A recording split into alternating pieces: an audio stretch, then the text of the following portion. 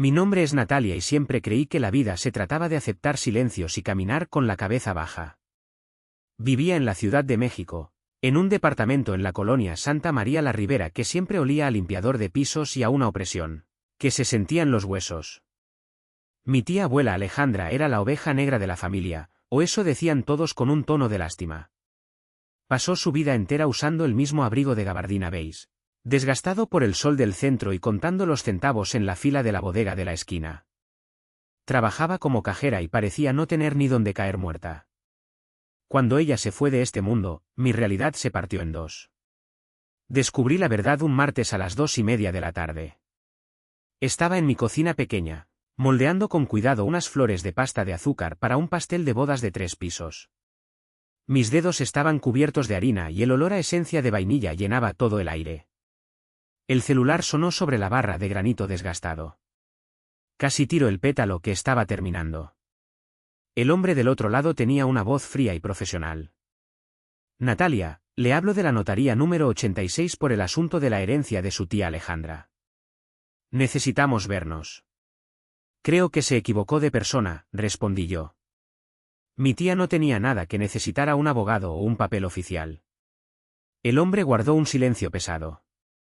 Luego me dio una dirección en el Paseo de la Reforma y me pidió que fuera al día siguiente antes de la comida. Colgué el teléfono y me quedé mirando la flor sin terminar. El azúcar blanca se asentó en la pantalla del celular como si fuera una neblina. Esa noche, mientras volvía a casa en el metro lleno de gente, pensaba en contarle todo a mi esposo durante la cena. Pero la realidad al llegar fue como un balde de agua fría. Pablo ya estaba tirado en el sillón con el control en la mano viendo un partido de fútbol. En la cocina estaba su madre, doña Odete. Ella venía cada semana a mi casa solo para hacer una inspección general. Ese día el problema era una mancha de grasa en la estufa. Natalia, ¿tú eres la señora de la casa o solo vienes de visita a ensuciar?, me dijo sin mirarme a los ojos. No dije nada. Tomé el trapo, eché un poco de desengrasante y limpié la mancha en silencio.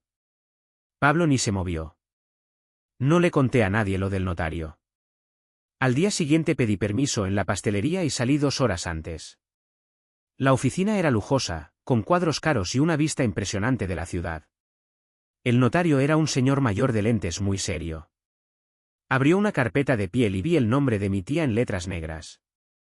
La señora Alejandra le dejó todo lo que tenía, me dijo. Empezó a leer una lista que parecía un sueño. Un departamento enorme en la colonia Polanco. Una casa de descanso en Cuernavaca con jardín y alberca. Y 3 locales comerciales en la calle Madero, en pleno centro histórico, cada uno de 200 metros cuadrados. Me quedé helada. No podía decir ni una palabra. ¿Estás seguro de que era ella?, pregunté apenas con voz. Absolutamente, respondió él. Hizo su testamento hace 9 años y nunca lo cambió. Salí de ahí con la carpeta bajo el brazo. Mis pies caminaban por inercia. Intentaba juntar la imagen de mi tía que compraba la leche solo cuando estaba de oferta con esta mujer dueña de una fortuna. Recordé un día que ella estaba en mi cocina tomando un café de olla. Me preguntó si yo vivía en esa casa o si solo me quedaba a dormir. Yo le dije que vivía ahí, claro. Ella me miró por encima de la taza con una tristeza muy profunda y nunca volvió a decir nada. 6 meses después murió. Ahora lo entendía todo. No era por el dinero. Era porque ella me veía de verdad. Veía como yo me hacía chiquita frente a mi suegra. Veía como Pablo me miraba como si yo fuera un mueble viejo. La carpeta pesaba en mis manos. Decidí que se lo contaría a Pablo en cuanto llegara. Imaginé su alegría. Pensé que compraríamos muebles nuevos, que iríamos de vacaciones a la playa, que nuestro matrimonio por fin iba a florecer. Por primera vez en años sentí que algo se derretía dentro de mi pecho. No sabía que para ese sueño solo faltaban 8 minutos y un tramo de escaleras para volverse ceniza. Llegué a la puerta del departamento con la llave en la mano. El metal estaba frío. El pasillo olía a la comida que hacían los vecinos de abajo. Metí la llave en la cerradura pero no giré. Escuché voces. Pablo y su madre hablaban en la cocina. Hablaban de mí. Ya no le des vueltas, hijo, decía doña Odete con esa voz lenta y llena de veneno. Ella ya te sirvió para lo que necesitabas. Pablo soltó una risita burlona. Yo conocía esa risa. Era la que usaba cuando alguien se tropezaba en la calle. Tienes razón, mamá. Ya me cansé. Voy a buscar cualquier pretexto para correrla. ¿Cuál pretexto?, dijo ella. Solo dile que se largue y ya. ¿A dónde va a ir la pobre? Con su hermana que vive en un cuarto con 2 niños en Iztapalapa. Ese es el punto, dijo Pablo. No tiene a dónde ir. En mi mano derecha apretaba una bolsa de la panadería. Había comprado las conchas que tanto le gustaban a Pablo. En la izquierda tenía la carpeta con millones de pesos en propiedades. Las lágrimas me quemaban los ojos, pero el coraje fue más rápido. Sentí una fuerza que subía desde mi estómago y se ponía detrás de mí como una sombra gigante. Saqué la llave con un cuidado infinito. Bajé las escaleras de puntitas para no hacer ruido. En la calle sentí que el mundo daba vueltas. Me apoyé en un poste y respiré profundo. Saqué el pan de la bolsa y lo tiré a la basura ahí mismo en la banqueta. Mis dedos temblaban. Fui directo a la casa de mi hermana Vera. Ella vive en un edificio viejo de 9 pisos. Tiene 2 hijos y su esposo trabaja fuera de la ciudad. Su departamento es pequeño pero tiene mucho amor. Vera abrió la puerta y me leyó la cara antes de que yo abriera la boca. ¿Qué pasó?, preguntó bajito. Dame un café, le pedí. Me sentó en la cocina mientras los niños veían la televisión. Le conté todo.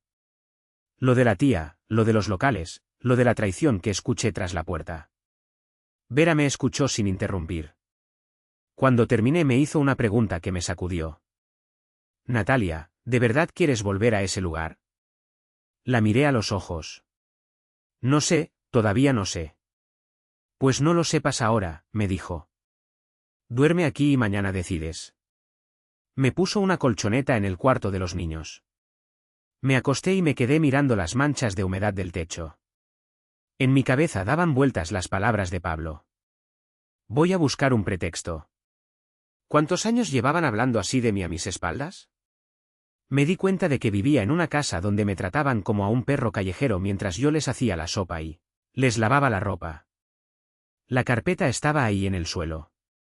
Puse mi mano sobre ella. El cartón estaba firme. Me quedé dormida de inmediato. Me despertó el timbre del teléfono. La pantalla brillaba en la oscuridad. Era Pablo. No contesté. Llamó otra vez y otra vez. A las 7 de la mañana volvió a marcar. Natalia, ¿dónde estás? Ya deja de hacer berrinches y vente a la casa. Su voz era normal, como cuando me pedía que le trajera una cerveza. Le dije que estaba bien y colgué. Vera me miró con miedo. ¿Qué vas a hacer? Tengo que ir a cerrar esto, le dije. Antes de salir busqué en mi bolsa una grabadora pequeña que era de mi tía. Ella grababa sus pensamientos ahí. La prendí y la escondí en un compartimento secreto de mi bolsa. No sabía para qué, pero sentía que debía hacerlo. Llegué al departamento 1 hora después. Pablo me abrió en pijama con una taza de café. Doña Odete ya estaba sentada a la mesa esperándome. Tenía su bolsa lista a un lado.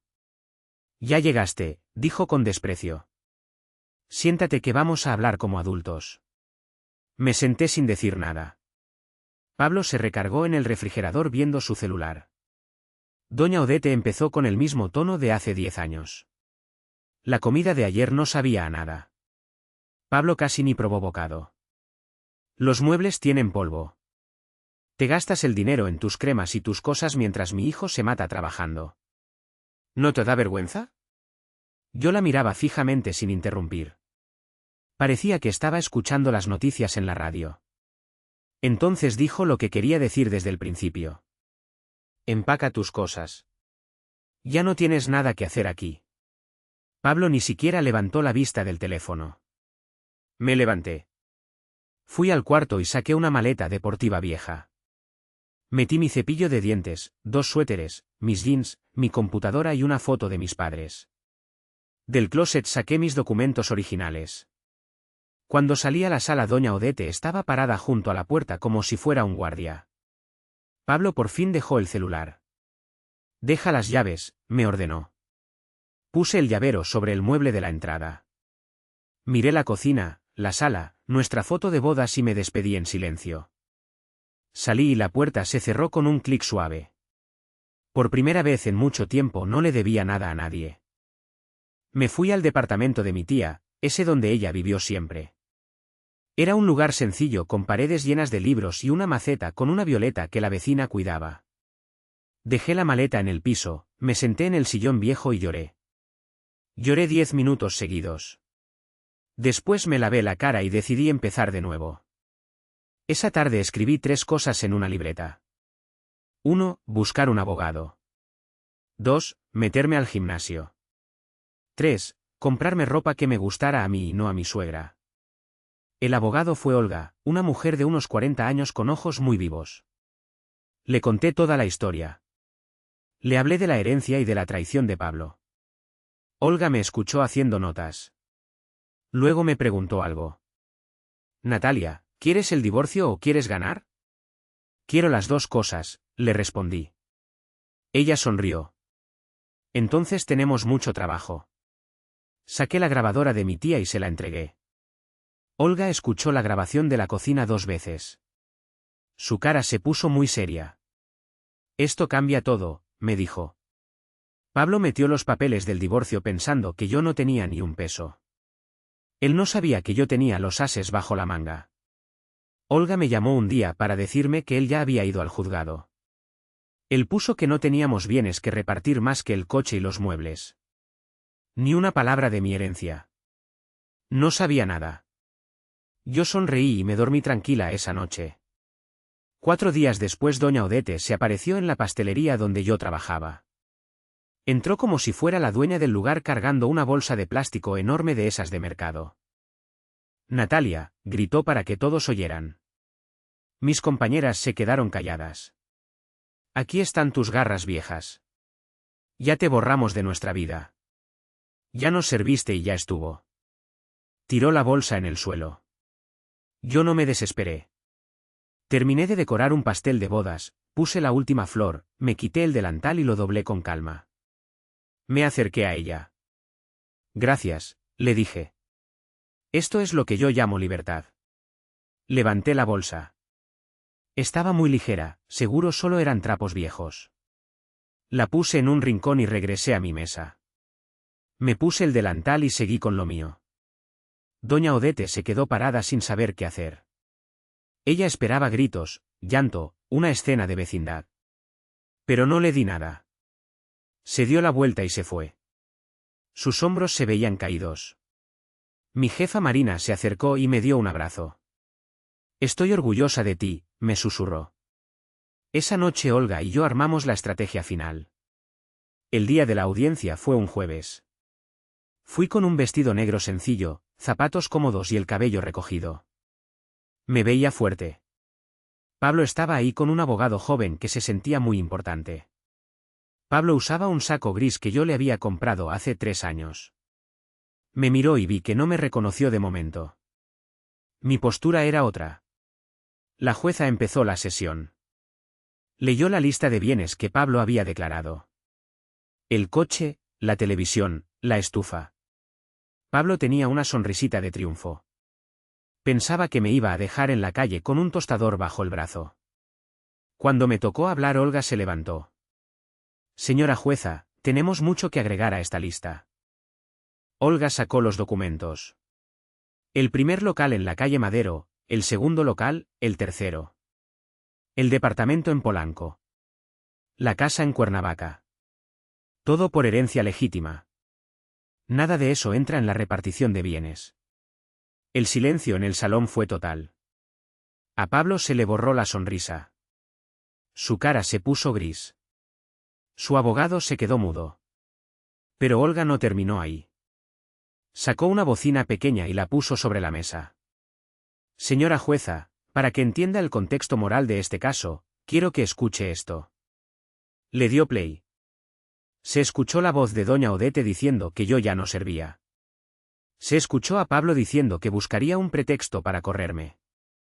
La grabación duró poco, pero pareció una eternidad. Cuando terminó se escuchaba hasta el vuelo de una mosca. Doña Odete estaba sentada hasta atrás y parecía una estatua de sal. La jueza revisó los papeles de la herencia y dictó que todo eso era mío y solo mío. El divorcio se resolvió rápido. Al salir Pablo me alcanzó. Me agarró del brazo. Natalia, por favor, vamos a hablar.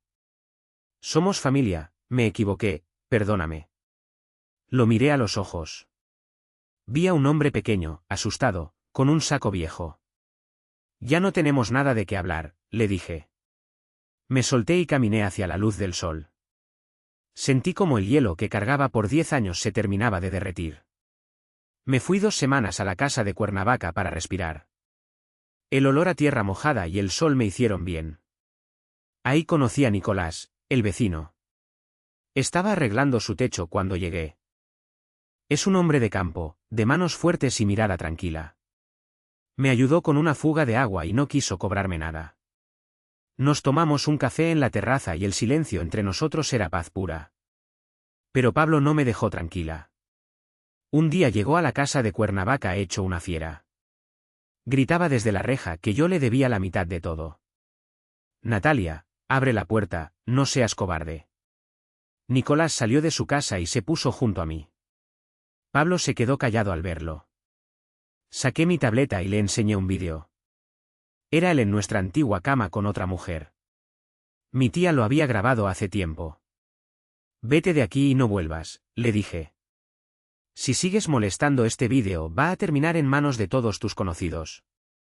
Se fue blanco como un papel. Doña Odete gritaba desde el coche pero Nicolás llamó a la policía por disturbio.